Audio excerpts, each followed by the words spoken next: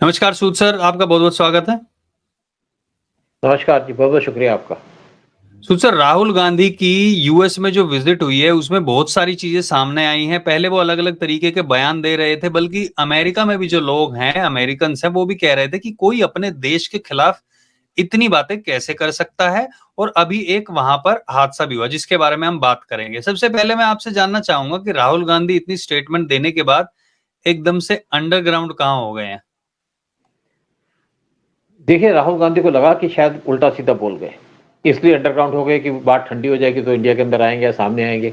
अब राहुल गांधी को naturally CIA ने बुलाया था, उनके कहने पे अमेरिका गए, क्योंकि जो सीआईए के लोग हैं वो इंडिया के अंदर एक्टिव हो चुके हैं इलेक्शन की वजह से और पीएम मोदी को अपोज़ कर रहे हैं। अपोज़ इसलिए कर रहे हैं कि उनको चाहते हैं कि पीएम मोदी इस टाइम पे कमज़ोर हो जाएँ और राहुल गांधी को इसलिए सपोर्ट कर रहे हैं कि राहुल गांधी उनको सूट करता है। पहले पीएम मोदी की ज़रूरत थी कि पीएम मोदी उनको स्ट्रॉन्ग लीडर चाहिए था, ताकि चाइना को काउंटर कर सकें, चाइना का मुकाबला कर सकें। लेकिन अब यूएस को लगता है कि पीएम मोदी उनके लिए ठीक नहीं है, क्योंकि पीएम मोदी देश की बात करते हैं, देश का सोचते हैं, भारत का सोचते हैं, जो यूएस को पसंद नहीं आ रहा। यूएस का एजेंडा है कि इंडिया स्ट्रॉन्ग ना रहे। अब वहाँ पे जो बाइडेन की गवर्नमेंट लास्ट डेज़ हैं उनके, रहते हैं, नहीं रहते पता नहीं। लेकिन वो इस टाइम पे टोटल फेल हो चुके हैं पूरे वर्ल्ड के अंदर, चाहे आप बात कर लीजिएगा अफ़गानिस्तान की, चाहे बात कीजिएगा चाइना को काउंटर करने में या बात कीजिएगा रशिया-यूक्रेन वॉर, वहाँ पे फेल हो चुके हैं। और जिस तरीके से उनकी गल्फ पॉलिसी फेल हुई है जो बाइडेन की, उससे परेशान हैं और इसलिए पीएम मोदी से बदला ले रहे हैं। ईरान के अंदर फेल हो चुके हैं।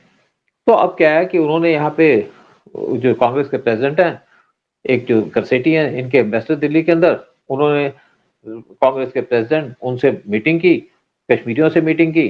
फिर जो उनकी हैदराबाद के अंदर जो सीआईए के इंचार्ज है इंडिया के अंदर, उसने साउथ के अंदर कर्नाटका, तेलंगाना आपका आंध्रा, यहाँ पे लीडर से मीटिंग की, चीफ मिनिस्टर से मीटिंग की और उन्होंने उनको भड़काया कि आप और ओवैसी से भी की। उनके मिलने के बाद ओवैसी ने एकदम स्टेटमेंट दे दी किसी इश्यू के ऊपर और तेलंगाना के वहाँ मिले तो उन्होंने भी एक स्टेटमेंट दे दी। उसी तरीके से आपके जो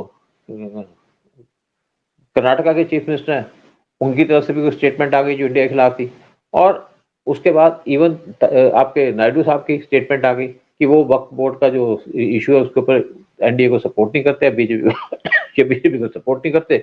फिर सीआईए के लोग ये कश्मीर के अंदर चले गए, फारूक अब्दुल्ला और उमर अब्दुल्ला से मिले, इनको सपोर्ट देने की बात की।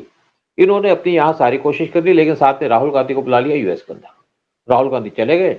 अब राहुल गांधी यूएस तो चले गए, वहां जाकर के उन्होंने उल्टी सीधी स्टेटमेंट देनी शुरू कर दी, इंडिया के खिलाफ, भारत के खिलाफ, चाइना को प्रेस करना शुरू कर दिया। लेकिन साथ में चाइना नाराज हो गया कि तुम तो हमारे आदमी थे, तुम तो हमारे साथ एग्रीमेंट करके गए थे 2008 के अंदर और अब तुम चले गए यूएस की गोदी में जाकर बैठ गए। तो चाइना उससे नाराज हो गया, उन्होंने भी एक स्टेटमेंट दे दी है राहुल गांधी के खिलाफ।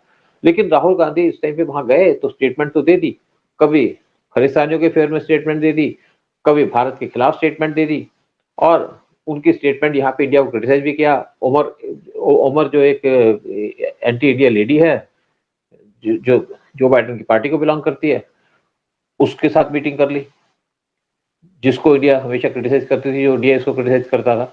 अब राहुल गांधी का सब कुछ तो हो गया, लेकिन राहुल गांधी के जो रिप्रेजेंटेटिव है यूएस के अंदर, उन्होंने वहां पे एक प्रेस कॉन्फ्रेंस बुलाई और वहां पे कुछ इंडियन प्रेस वालों ने क्वेश्चन पूछने शुरू कर दिए। सब कुछ ठीक चल रहा था, लेकिन एक प्रेस वाले ने जो आज तक पार्टी का है, उसने इनसे क्वेश्चन पूछ लिया कि जी राहुल गांधी बांग्लादेश की जो हिंदुओं पे अटैक हो रहा है उस पर क्या उनका विचार है। तो वहां पे ये क्या नाम है इनका जो कांग्रेस का रिप्रेजेंटेटिव है वहां पे इंटरनेशनल, उसमें Sam Pitroda. Sam Pitroda. Sam Pitroda से उसने क्वेश्चन पूछ लिया राहुल गांधी के बारे में, तो सैम पिट्रोडा को गुस्सा आ गया और कुछ उन्होंने इशारा किया, तो उनके साथ कुछ आदमी थे, उन्होंने इसकी सरेआम पिटाई कर दी। अब सारा का सारा जो खेल था राहुल गांधी का बिगड़ गया और राहुल गांधी चले गए अंडरग्राउंड। लेकिन ये पहली बार नहीं कि राहुल गांधी अंडरग्राउंड गए। कुछ लोग कहते हैं कि वो बैंकॉक चले गए। वैसे आपको पता है कि राहुल गांधी बैंकॉक चले जाते हैं और बैंकॉक जाके क्या करते हैं, एजेंसीज को पता है और शायद लोग भी समझते होंगे कि बैंकॉक जाने का राहुल गांधी का क्या पर्पस होता है। ठीक है, हर एक आदमी को अपनी प्राइवेट लाइफ भी चाहिए, लेकिन राहुल गांधी इस टाइम पे लीडर ऑफ अपोजिशन है, एमपी है और एक कांग्रेस पार्टी के लीडर हैं, तो उनको अपनी मर्यादा के अंदर रहना चाहिए, चाहे इंडिया में हो चाहे बाहर हो। लेकिन इससे पहले जो इनकी मदर थी, जब अच्छा यहाँ सुख पे सर, मैं एक और बात जानना चाहूंगा। यहाँ पे बयानों की बात हो रही है, तो एक बयान उन्होंने दिया था सिखों के खिलाफ, मैं कहूंगा वो दिया था, बोला था कि यहाँ पे पगड़ी पहनने की, गुरुद्वारे जाने की लड़ाई है। और दूसरा उन्होंने कहा था, जाति के ऊपर भी कहा था, और कहा जनगणना तो वहां पर होके रहेगी।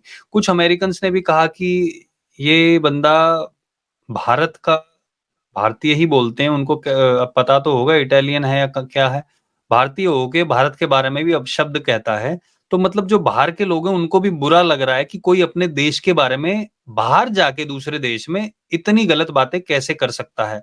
तो ये जो इस तरीके के बयान दिए, जो सिखों पर भी बयान दिए, सिख भी इससे काफी नाराज हैं।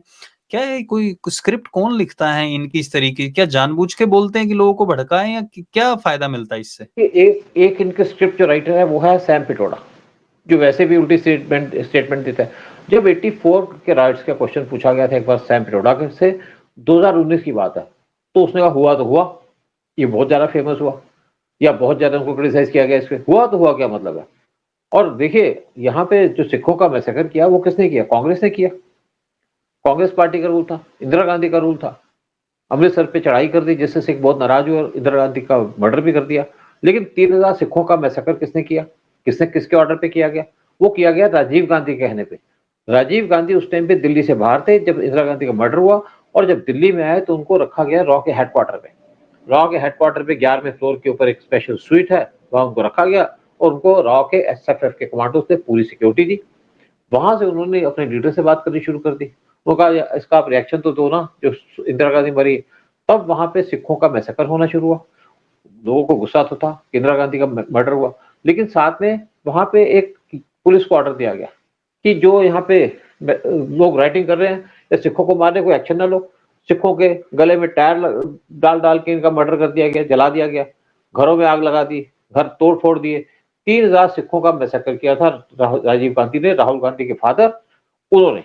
और इनके कहने पे, क्योंकि मैं उस टाइम पे बाहर था, यहीं दिल्ली में घूम रहा था, अपने घर में नहीं था, और नेचुरली बात है कि हम भी अवॉइड करते हैं कि हम तो ये नहीं कहेंगे ना किसी को बताएंगे कि हम रॉ से हैं, फलाना है। तो मैं बाहर भी निकला तो मैंने कुछ पुलिस वालों से कहा भाई आप क्या कर रहे हो, क्यों नहीं आप आते? कहते सर हमारे पास ऑर्डर नहीं है, हम करेंगे तो हमें नौकरी से निकाल देंगे।